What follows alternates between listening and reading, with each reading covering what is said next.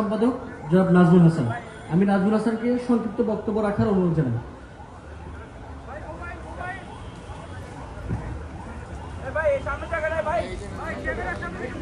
ফেসিবাদী আমলে যারা ছিল গড়ে তারা এখন বাইরে, যারা ছিল রাজপথে তারা এখন গেছে হারিয়ে।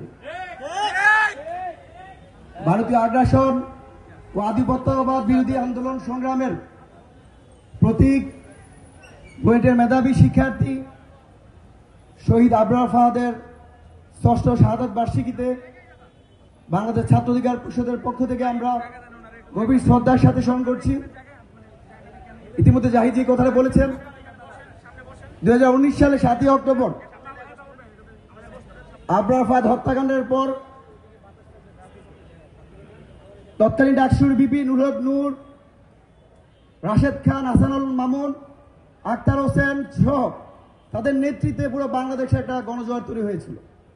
তারই ধারাবাহিকতা 2020, 21, 22, 23 ফেসিবাদী আমলে নিশ্চিত জেল, জুলুম, হামলা, মামলা, রিমান্ড যেন ছাত্র অধিকার পরিষদ প্রতি বছর শহীদ আবরার ফাহাদকে স্মরণ করেছে।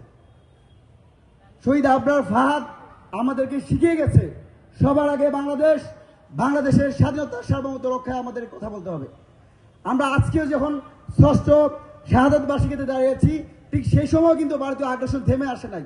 আমরা একদিকে দেখতে পাচ্ছি পার্বত্য চট্টগ্রাম অস্থিতিশীল করা হচ্ছে, অন্যদিকে আমরা শুনতে পাই গত পরশুদিন ভারতের পররাষ্ট্র সচিব তিনি বলেছেন বাংলাদেশের নির্বাচন বৈধতা দিতে হলে আন্তর্জাতিক বৈধতা লাগবে।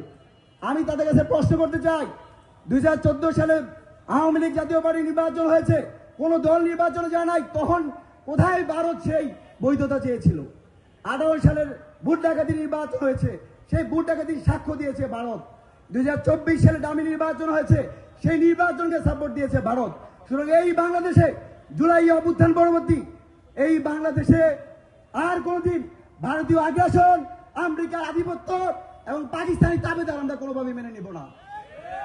শহীদ আবরার ফাহাদের সেই শিক্ষা আমরা লালন করে বাংলাদেশের স্বাধীনতার সার্বভৌমত্ব অক্ষুণ্ণ রাখার জন্য সবসময় আমরা সোচ্চার থাকবো। একই সাথে আজকে 6 বছর অতিক্রম হলো, শহীদ আবরার ফাহাদ ছিল আমাদের হৃদয়ের স্পন্দন, কিন্তু এখনো 20 জনের বিরুদ্ধে মৃত্যুদণ্ড, 5 জনের বিরুদ্ধে যাবজ্জীবন, কোনোটাই এখন পর্যন্ত কার্যকর হয় নাই।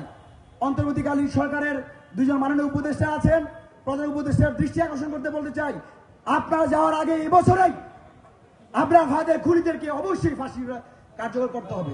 ধন্যবাদ সবাইকে। আসসালামু আলাইকুম।